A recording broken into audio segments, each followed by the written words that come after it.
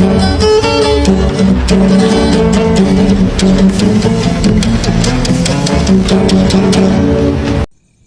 magandang araw po sa inyong lahat, mga minamahal ko mga kababayan.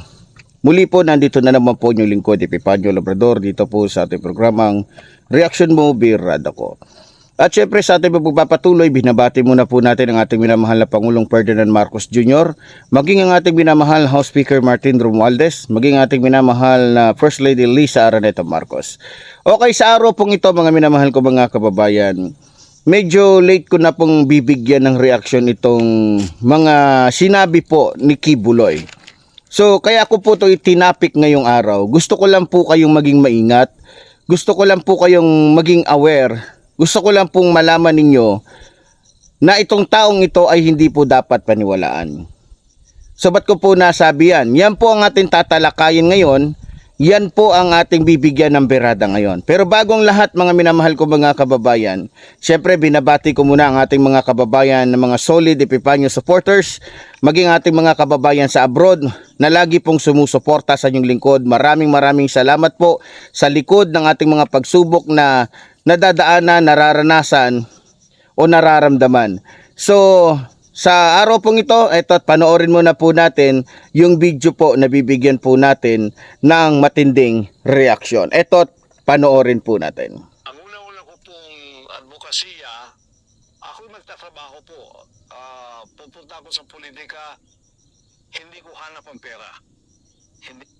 So hindi daw niya hanap ang pera. Malinaw Sabi po niya mga minamahal ko mga kababayan, siya daw ay papasok sa politika. So ang kanyang advocacy, may sinabi siyang advocacy. O yan, sa madaling salita. Yung kanya daw ang advokasya ay ganito. Pero pinutol niya muna. Ang sabi niya, hindi daw papasok daw siya ng politika, hindi daw niya habol ang pera. So hindi niya habol ang pera. Dito pa lang sa unang entrada, malaki po yung kanyang kasinungalingan. Paano ko po nasabi? Tingnan nyo hindi daw niya kailangan ng pera. At tanong ko sa iyo, Kibuloy, bakit mo ba pinipilit yung iyong mga membro na magkunwaring mga disable? Magkunwaring mga may kapansanan para lamang mabigyan ng limos ng mga Pilipino. Sige nga. Sige nga. Kung talagang hindi mo kailangan ng pera, bakit bilang isang religious leader, kailangan mong bugbugin, sipain, iuntog sa simento yung mga membro mo kapag hindi sila sumusunod sa gusto mo, lalong-lalo na kapag hindi sila nakaabot sa kota na gusto mo. Biro nyo mga kababayan, matindi to. Yung mga pinapalimos niya sa kalsada, meron pala yung kota, pinakamababa 5,000. So pag 10 sila, may 50,000 na siya doon.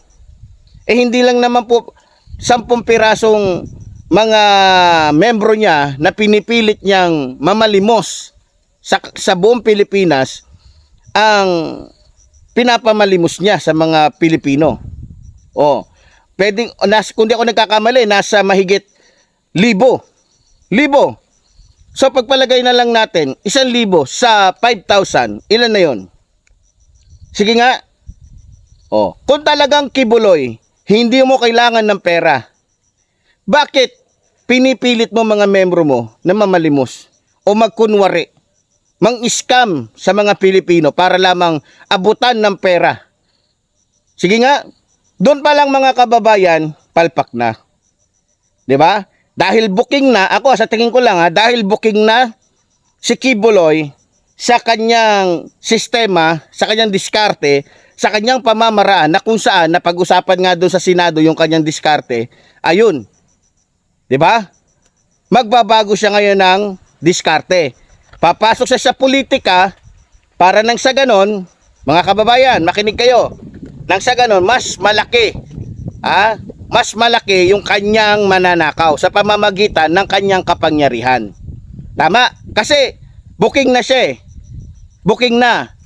So pag alam niya hindi na siya kikita dahil pagka merong namamalimos ngayon pagka merong namamalimos, iisipin ng mga Kibuloy to. Kaya ang ginagawa po ngayon ni Kibuloy, dahil mahina na yung kita niya, dahil booking na nga, wala na nagbibigay mahalos dahil na booking doon sa Senado, yung pamamaraan nitong ni Kibuloy para kumita ng milyones sa loob lamang ng isang buwan. Talagang aabot ng milyones. Sa isang libong tauhan pa lang niya na namamalimos sa buong bansa. 5,000 kada isa. Sa 100, ilan na 500,000. Talagang milyon. Milyon ang kinikita niya. Mga kababayan ko. So ito, tuloy natin mga kababayan. Hindi ko hanap ang katanyagan. Nasa akin na po lahat yun. O, tingnan mo, nagyabang pa yung Cholokoy. Hindi na daw niya kailangan ng katanyagan. Nasa kanya na daw lahat yun. Tama naman. Naging tanyag si Kibuloy dahil nga siya ay nakilalang isang leader ng isang reliyon na mapera. Mapera. May sariling jet, may sariling eroplano, may sariling helicopter, may asyenda, naglalakihang mga lupa na kung saan ay mula po sa pera ng taong bayan na nagbigay doon sa kanyang mga membro na nagpapanggap ng mga disable. Mga kababayan, pera po natin, kung ano man ang nakaikibuloy, yan po ay pera ng taong bayan na naloloko ng mga membro ni Kibuloy na nagpapanggap na estudyante, nagpapanggap na ganito, nagpapanggap na meron silang eskwelahan ng music, pambili ng ganito, etc. etc. So yun. So totoo naman, naging tanyag siya na kilalang mayaman. Pero ang tanong, saan ba galing yung yaman niya? Galing sa panloloko niya. Tandaan ninyo mga kababayan bilang isang religious leader, kung nagawa nga niyang lokohin, nagawa niyang mang-scam sa mga Pilipino, mas magagawa niya po mga kababayan, makinig kayo, mas magagawa niyang lokohin at mas lolokohin pa niya ang mga Pilipino gamit ang kanyang kapangyarihan.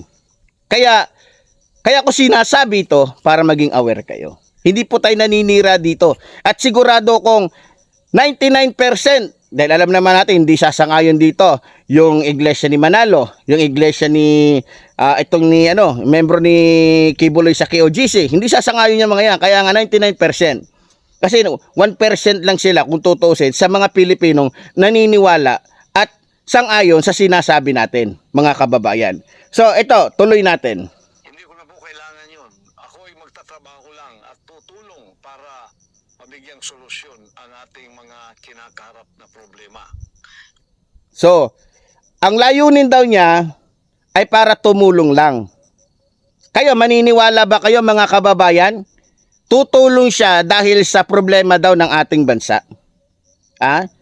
Naniniwala ba kayo sa sinasabi niya na kaya gusto niyang maging senador para makatulong sa ating bansa? O klaruhin kaya natin? Gusto niyo klaruhin natin?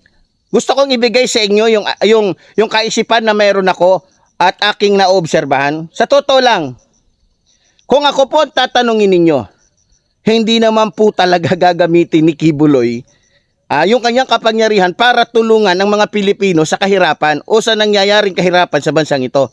Kundi, tutulungan niya yung kanyang sarili. Pagka siya ay senador na, magagawa niya na ng paraan. Yung mga kaso niyang kinakaharap, maiimpluwensyahan niya ito dahil senador siya. Tama? Maiimpluwensyahan niya ito. Alam naman natin dito sa bansang ito, kapag maimpluwensya ka, may kapangyarihan ka, kilala ka, mapera ka, marami kang pwedeng gawin. Yung imposible, nagiging posible. Tama? So, kung ako po tatanungin nyo, binabaliktad lang po yan ni Kibuloy. Ang talagang gusto niyang tulungan yung kaso niya. Yung kaso niya kinakaharap na pagbabayaran niya. Dahil siya ay isang rapist, isang mapagpanggap na Diyos. No? So, ganun pa man, sinasabi ko ito muli sa ating mga kababayan para maging aware po tayo. Para maging handa po tayo sa lahat ng mga sinasabi po ng ating mga kalaban. So, eto, patuloy ho nating panoorin o pakinggan yung kanya pang sasabihin. So, yung aking pong paggobyerno ay ang tinatawag na laban sa korupsyon. Uy, yung kanya daw panggobyerno ay laban daw sa korupsyon. So, ibig sabihin, dahil ang programa niya ay laban sa korupsyon, number 1 ditong kakalabanin niya, si Sara Duterte. Tama? Pero bago ang lahat, tuloy pa rin natin. Yung governance and anti-corruption. Oh, Gagawin ko ang isang governance and anti-corruption. Yun ang pagkasabi niya ha, malinaw po yun mga minamahal ko mga kababayan. Governance and anti-corruption. pagtatatag ng isang truth commission. Binubuo ito ng mga ordinaryong mamamayan upang imbestigahan ang mga kaso ng korupsyon sa loob ng ahensya ng gobyerno. Susuportahan ang pananaw na ito ng isang advokasya pa rin na may parusang kamatayan. Narinig niyo yun ha? Yung advocacy niyang ito ay naglalayon na magkaroon ng parusang kamatayan. Ito'y tungkol sa korupsyon ha. Tuloy natin. O death penalty sa mga korap na politiko na napatunayang may sala sa malawakang pagkubkub o sa pagwawaldas o pandarambong ng pera ng mga Pilipino. Yan po ay advokasya rin ng isa kong kasamaan sa PDP laban, si Atty. Vic Rodriguez. Oh, si Vic Rodriguez po, tumatakbo pong senador ngayon. Yan po ay dating tao ho ni Pangulong Ferdinand Marcos Jr. na nagtaksil din. Bakit? Dahil sa pag-aambisyon o pag-aambisyon ng isang kapangyarihan. Ngayon, dahil hindi nabigyan ng posisyon, ano po siya, ala Maharlika. So pareho lang po to sila ni Maharlika. Okay, tuloy ho natin. Pareho po kami riyan. Death penalty at ibinaban niya ang ceiling ng plunder from 50 million naging 1 million na lang po. Kung ako matutupad, kahit po 1,000 lang, kailangan may death penalty na sapagkat ang maliit na pagnanakaw at ang malaking pagnanakaw, pareho lang yan sa harap ng Diyos at sa harap ng batas ng tao. So malinaw mga kababayan ha. So si Vic Rodriguez, ang gusto niya, wag na 50,000, 50 million para makasuhan ng plunder. Ang gusto ni Vic, kahit 1 milyon lang. Pero ito matindi. Pinapatawa tayo ni Kibuloy. Sa kanya, ang gusto niya, kahit 1,000 lang. Pwede nang patawan ng parusang kamatayan. So matindi matinding Jesus Christ to. Ito yung pinakamatinding Jesus Christ na sa halagang 1,000, yung tao gusto niya nang ipabitay. Matindi. So, napaka-holiness po. So, maka-Diyos po talaga nitong ni Kibuloy. Napapansin nyo, sa kagustuhan ni Kibuloy na makuha yung loob ng mga Pilipino, maakit yung kalooban ng mga Pilipino, makuha yung boto ng mga Pilipino, lahat gagawin ng demonyong ito. Ito po yung mga salita ng isang tusong ahas na gustong gawing Eva ang lahat ng mga Pilipino. Ha? Tingnan nyo, matindi. Lahat daw, magmula sa 1,000, kahit 1,000 lang daw yung nanakawin. Mauubos po ang lahat ng Pilipino sa bansang ito. Paano ko nasabi? Sa mga estudyante pa lang Maraming estudyante ngayon, nagnanakaw sa magulang nila 1,000. Maraming mga kagawad, nagnanakaw 1,000, sobra pa sa 1,000. Magmula sa pinakamababang politiko, mga kababayan, lahat yan, nagnanakaw. Hindi maiwasang mangupit. Diba? Kunin natin yung realidad. Maging makatotohanan tayo ngayon dito sa ating sinasabi. Diba? So, ayaw niya ng 1 million. Gusto niya kahit 1,000 lang, patawan na ng parusang kamatayan. Pero ngayon, alam ko tatanungin ng mga kababayan natin to di Kibuloy, pag nanalo ka, dapat pala, wag nang ihiring si Sara. Kasi, unang-una, klarong-klaro naman, na dahil sa wala siyang maibigay na resibo, o hindi niya mapaliwanag yung tungkol kay Mary Grace Piatos, o hindi niya mapaliwanag kung paano niya nagastos yung 125 million, na ginastos lang niya sa loob ng 11 days, so pwede na pala siyang parusahan ng kamatayan. Tama ba ako, Kibuloy? Kasi malaki matibay ang ebidensya. Matibay ang ebidensya. Pero kayo mga kababayan, maniniwala ba kayo kapag ito ay nakaupo na, mapapanagot niya si Sara? Hindi niya pananagutin. Magiging bulag at bingito sa katotohanan, mga minamahal ko mga kababayan. Kaya sa mga Pilipino, ang tanong ko sa inyo, dapat bang paniwalaan yung taong katulad nito? Ha? 1,000 lang kukupitin ng kasi damay lahat eh. Batas yan. Gagawin niyang batas na kapag ikaw ay nangupit o nagnakaw ng dambong ng 1,000, death penalty ka na. Eh dito pa lang talo na eh. Sa totoo lang, dito pa lang sa sinabi niya talo na. Bakit? Hindi dahil sa nagnanakaw ang lahat ng 1,000, kundi dahil hindi na makatotohanan yung sinasabi niya. Ha?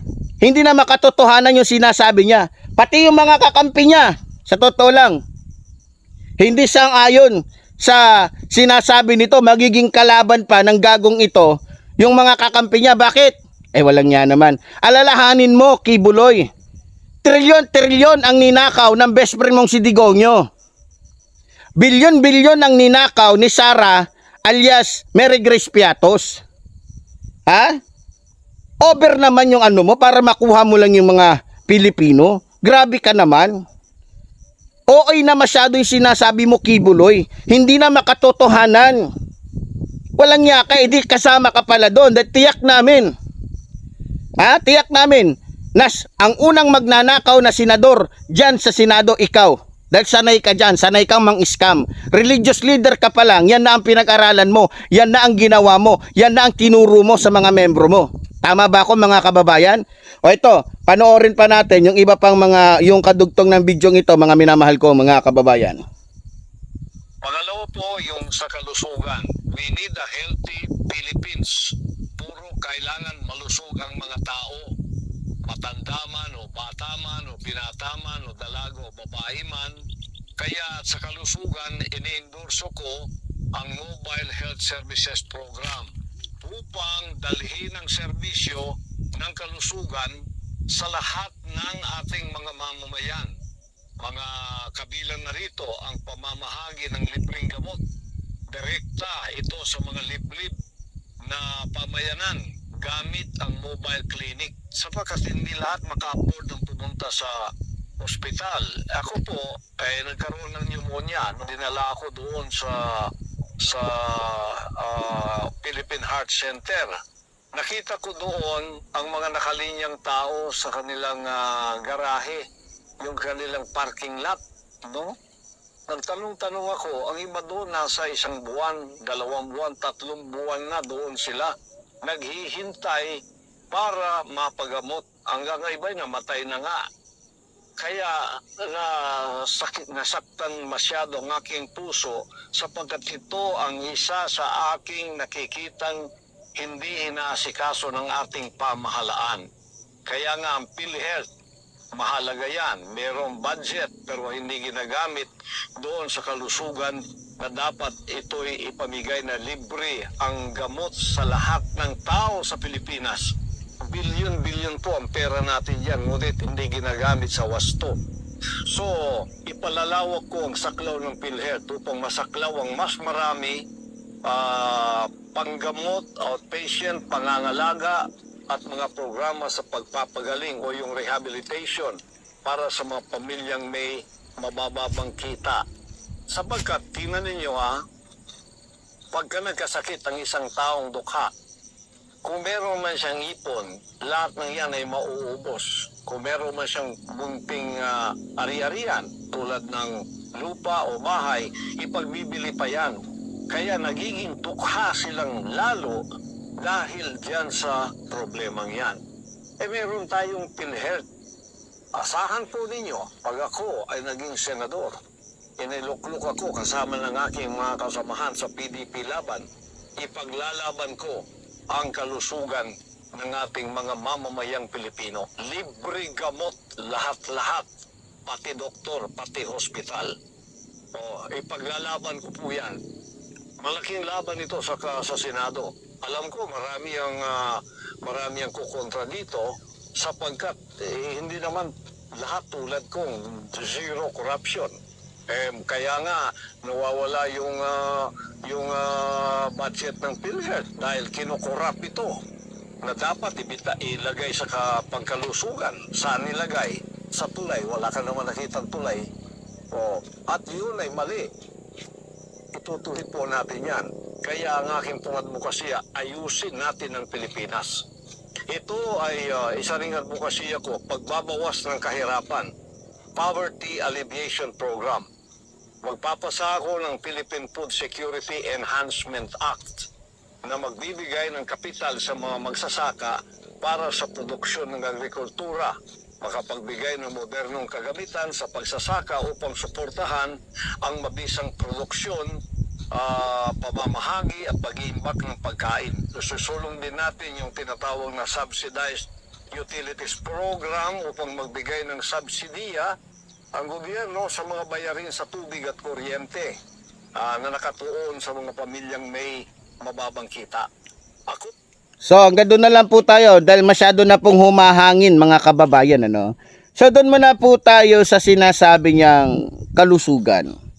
So isa po sa advocacy niya, sabi niya, kasi nung na-hospital daw siya, nakita niya na nandoon lang daw sa parking lot, nasa gilid, hindi daw naaasikaso. Malinaw po yun, sinabi niya.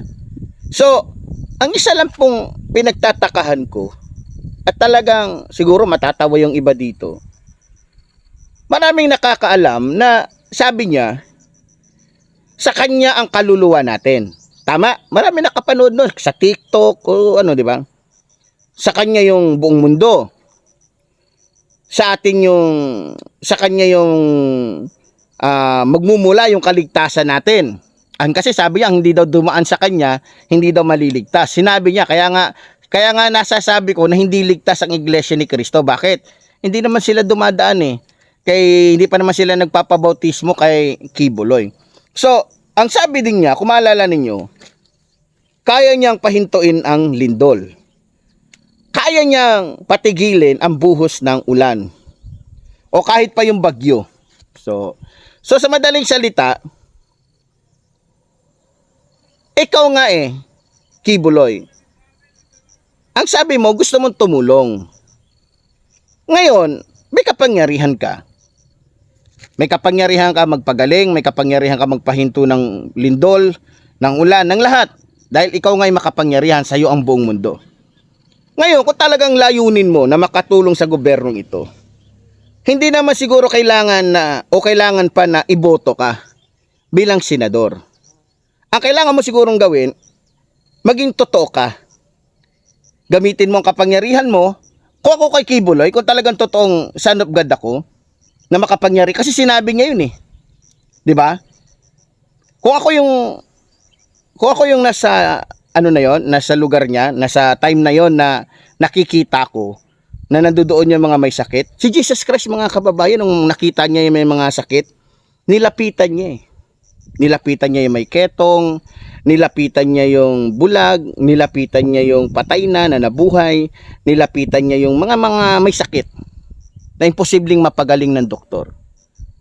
Ngayon, Kibuloy, kung talagang may puso ka para sa mga Pilipino, may damdamin ka at naaawa ka talaga sa mga Pilipino, bakit hindi mo ginamit ang kapangyarihan mo para maniwala man lamang kahit 1% ng mga Pilipino sa bansang ito sa'yo? Nandun ka na Pero, nga pala, nakalimutan ko nga pala na yung nagsasabing makapangyarihan, nagsasabing sa kanya ang buong mundo, nagsasabing sa kanya ang kaluluwa natin, nagsasabing siya ay may kapangyarihan, higit kanino man, nagsasabing siya ang kaligtasan, nagpa-hospital nga pumunta nga mismo doon sa hospital para magpagamot. Ito lang yung makapangyarihang nakita ko, nalaman ko, na nag-aangkin sa kanya ang buong mundo, ang kaluluwa ng mga Pilipino, na nagpagamot sa hospital. Kibuloy, ang tanong ko lang sa'yo, hindi ka ba nahihiya ng mga panahon na yon na nagpapagamot ka sa isang doktor samantalang sinasabi mo makapangyarihan ka? Ha? Doon pa lang Kibuloy. Dapat naisip mo na, teka, dapat hindi ako pumunta sa doktor kasi itong gagamitin nila para sabing peke ako. Pero dahil nga sa sinisave talaga ni Kibuloy yung kanyang sarili, dahil wala naman talaga siyang kapangyarihan, hindi totoo yung mga sinasabi niya, yun ay pambobolo lang, yun ay panloloko lang, yun ay pangi-scam lang sa mga Pilipinong gusto niyang paniwalain para pagkapirahan niya. Kaya, di ba? So mga kababayan, doon pa lang sa sinabi niya, marami na tayong pwedeng ibato sa kanya. Marami na tayong pwedeng sabihin laban sa kanya. Marami na tayong pwedeng ibalik sa kanya na mga panluloko na sinasabi niya noon. Biro mo ha. Paano na lang pala kung si Epifanio Labrador naniwala sa kanya na nasa kanya ang kaligtasan? Paano na lang kaya kung naniwala si Epifanio Labrador na ang hindi dadaan sa kanya hindi maliligtas? Paano na lang kaya kung naniwala ako sa kanya na sa kanya ang buong mundo, na kaya niyang patigilin ng lindol, kaya niyang patigilin ng bagyo? Paano na kaya? 'Di ba? Di kasama tayong mapapahiya. Kasama tayo sa kanyang pangi-scam. Tama mga kababayan? Tapos ito, sabi pa niya, yung last. Kapag siya daw ay nailuklok, gagawa siya ng programa para makatulong sa mga magsasaka. Ito sabi niya, kasi nga sa nakikita daw niya, kinakailangan daw talaga yung tinatawag niyang food program. Sige, doon na tayo. Maganda yung layunin. Sabi niya, pagka na siya ay naluklok, bibigyan niya ng mga equipment, sabihin mga pambihirang mga kagamitan patungkol sa agriculture. Okay, agrikultura. So, bibigyan niya siguro mga traktor, etc., para mapabilis, mapagaan yung trabaho. Okay na doon tayo, maganda. Pero may nabanggit siya kanina doon na ang dahilan daw, bumalik tayo doon sa kalusugan, ng kahirapan ng tao ay yung sakit. Yung sakit. At yun din daw ang nagiging dahilan, yung sakit ng mga Pilipino, kaya maraming Pilipino ang naghihirap. Na nagagamit yung mga personal na gamit o na ibibenta yung mga personal na bagay, katulad na lang ng lupa, lahat, bahay. So, isa din daw yun sa dahilan kaya nagiging mahirap ang mga Pilipino. Kaya ang gusto niya, libre pati doktor. Maniniwala kayo? Oy, mga doktor! Diba? Sino kaya ang doktor ang kukunin nito? Napapayag na libre. Ha? Ikaw magbabayad, Kibuloy? Nako, malabo yun. Hindi nga nagawa ng best friend mo na si Digongyo Hindi nga nagawa ni Bongo. Ha? Na laging pinagmamalaki yung malaki yung nagagawa niya sa hospital. Kaya nga pala pag pumunta tayo sa mga hospital, siksikan pa rin hanggang ngayon. Wala naman nagbago. Walang nagbago sa sinasabi ni Bongo na nakakatulong siya sa gobyerno sa mga may sakit. Hindi yan totoo. Sa totoo lang, pumasyal kayo sa Lucena. Ha? Pumasyal kayo, hindi lang sa Lucena. Pumasyal kayo sa Bulacan. Ha? Pumasyal kayo, hinahamon ko kayo. Siksikan ang mga dyan. Walang pinagbago, walang pinagkaiba noon. Walang pinagkaiba noon hanggang sa si Bongo na. 'Di ba?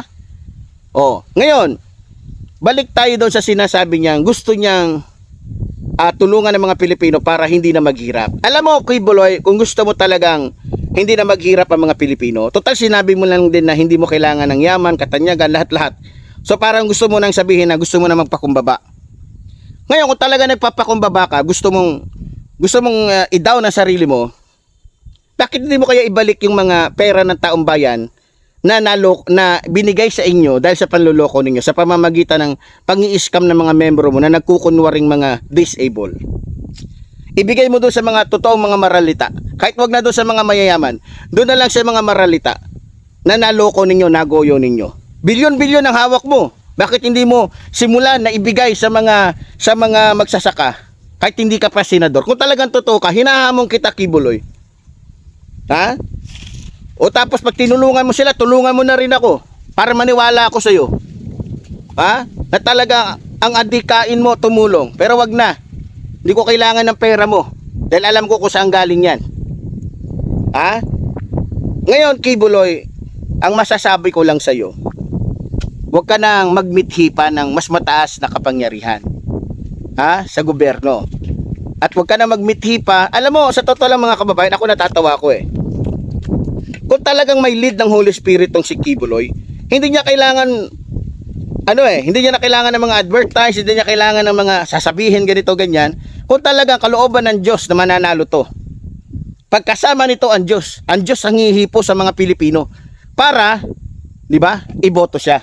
Pero tingnan nyo, sa tindi ng kanyang hangarin, sa tindi ng kanyang kagustuhan na manalo siya, matindi mambola. Biro mo nakasaad sa batas na 50 million para makasuhan ng isang mataas na opisyal ng ating bansa ng plunder. Sa kanya gusto niya 1,000 lang. Sa kagustuhan niya na makuha yung simpatya ng taong bayan, tingnan nyo, ganito katindi ang diskarte ng isang taong baliw Ganito ang diskarte ng isang taong talagang gusto niyang magawa yung kanyang mga gustong gawin. Pero ganun pa man, hindi po to mananalo. Natitiyak ko mga kababayan, hindi po to mananalo at hindi po ito iboboto ng mga Pilipino. Pero ganun pa man, tayo po ay umaasa na ang iboboto ng mga Pilipino ay mga Pilipinong handang magsakripisyo, handang mag-alay ng buhay para sa ating bayan. So kung ako po ang iyong tatanungin, wala na pong ibang dapat iboto kundi yung mga kasama, kaisa ng ating mahal na Pangulong Ferdinand Marcos Jr. So ganoon pa man, muli po tulad po ng sinasabi ng lingkod, mabuhay po ang ating bayan, mabuhay po nagmamahal sa ating bayan. Maraming salamat po.